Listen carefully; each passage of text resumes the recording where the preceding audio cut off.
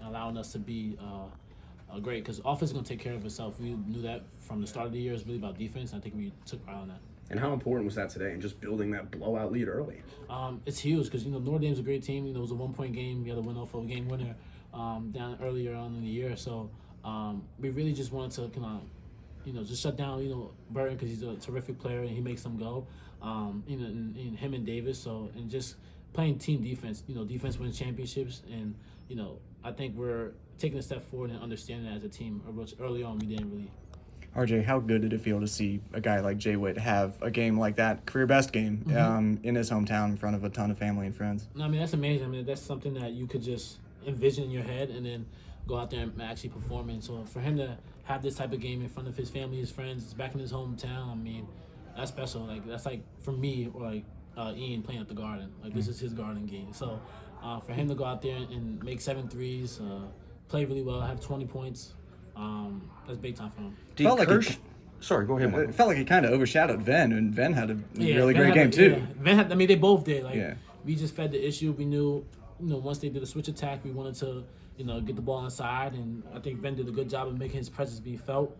We fed him any chance and anytime we got the chance to. So, obviously Jay Witt had a great game, but also Venn, I feel like he filled the stat sheet from offensive rebounds, points, defensive rebounds. He was just everywhere. Did Kirsch come over at any time in the second half and give you guys the heads up, hey, he's getting close to a school record here in terms of the threes for Jay Witt? Was there any sort of bug he put in your ear? Nah, he didn't. Not Kirsch didn't come over. It was my manager. I was talking to the managers and they were like Jay Witt needs one more three. I was like, how many threes is that? It was 6. So it was right. I think when I say the 3 minute. Yeah, it was getting late. Time I went up to Witt, I'm like, shoot the ball so you could break this record, bro. Right. And I was like, I'm not putting no pressure on you, but you could break the record. Shout out to my managers because they held it down and they told me, so I went to relay the message to Witt, so he was able to knock it down.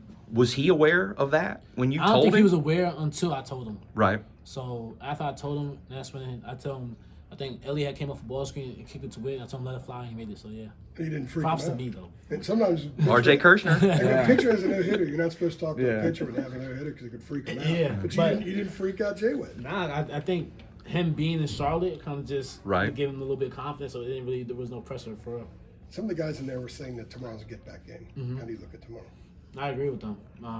That was the game we should have won up in Wake Forest, and they're a really good team, and we gotta come with our A game. Obviously, it's a quick turnaround, but that's the great thing about playing in tournaments is back-to-back games. So we just gotta have our just get our mind and bodies right, and just be prepared and prep for it because this is a game that we could win. Obviously, Hunter and Salas and Cam Hildreth, everybody knows about them. But what are some of the things you guys are going to have to deal with tomorrow? Maybe a little bit better than you did in the first game. Yeah, a little bit more size, down low with Efton Reed down there, and just their overall, Hunter Salas and Hildreth being ahead of the snake. They're 1 and 2 punch, so we got to do a good job of kind of just keeping them contained a little bit. I think our defense or spacing, I think, are the 2 main things that we struggled with down in the Wake Forest. So we're obviously in a better spot than we were then. So that will be the main key. Well, there was another thing. You missed all those threes. And that too. You remember? What was it, 8 for 32? Right. And that was the difference. We had a lot of great looks. Yeah. Just sometimes the ball didn't go in. So hopefully I'm putting in the air, speaking of positivity, the way we shot tonight, the way we passed the ball tonight, hopefully it's into tomorrow. Well, the way you guys have shot over the last, 5 weeks maybe, do you think that's, that just, that statistic right there is that sort of measures how far you've come since that game in January in Winston-Salem? It's a testament to our improvement on both sides of the floor. I think we're playing more free. Our spacing is better. We're penetrating and getting better open looks rather than I feel like early on was a lot of contested, a lot of one-on-one, a lot of stagnant offensive movement. So, and I think this credits to our stretch of this past 5 weeks of shooting the ball better because our spacing's better, our movement's better, and we're playing for each other. When you look back on that game, does it feel like a long time ago? Just because so much, as you were saying, so much has changed since then. Was that in January? It was late January. January's such a blur. It's because you're playing so many games back to back. It's crazy. So looking back on it, what feels like a long time was Maui to me. Because I'm like, damn, that was That was kind of a long That's what I'm time. saying. That feels Let's go like- back. Yeah, so, but I mean, it's only 2 months ago, so it's a game that we had just played. But obviously, as time goes on, you progress as a team, and we did that. So yeah. I'm going to nerd out here for a moment. I was just figuring in my head, you're 87 for 190 as a team, 3 in the last 8 games, a 6-game win streak, Duke, and then tonight. Is that who you guys are now, or is it just a streak? No, I mean that's what we are. I mean we've been a great shooting team. Obviously, just early on in the year, like I said earlier, our spacing and our shot selection wasn't up to par. Like, we were taking a lot of bad shots, a lot of one-on-one basketballs being happened. But now we're playing for each other a little bit more, and that allows us to make shots and have clearer looks because we're playing for each other. And we've always been a great shooting team. Obviously, we've had stretches of games where we didn't shoot the ball well, but that didn't really, waver our confidence. We've always known that we could play offense and shoot the ball well, so we just had to continually, constantly, and consistently prove that to ourselves. RJ, Appreciate it, I asked RJ. Coach Davis the same question. What's your pitch? Because Joe Laurie just came out and said you guys are the first team out after the win. What's your pitch for why you guys should be in? I think we're a tournament team. I think we've shown that, we've proven that. I mean, you go back and look at the games that we played in.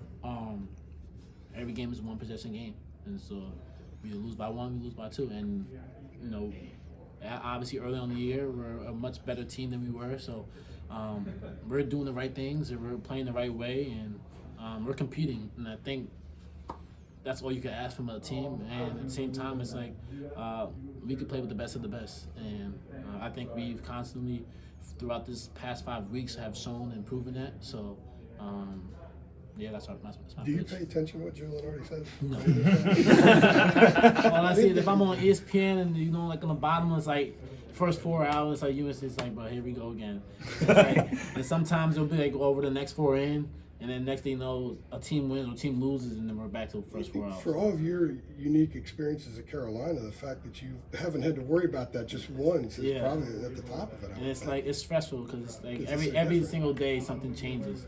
So it's kind of just like keeps you on your edge to see like where are we gonna be at now. Does that make the task coming in here challenging? Human nature is like, okay, we just got to focus on this one game, but you have to win more than one.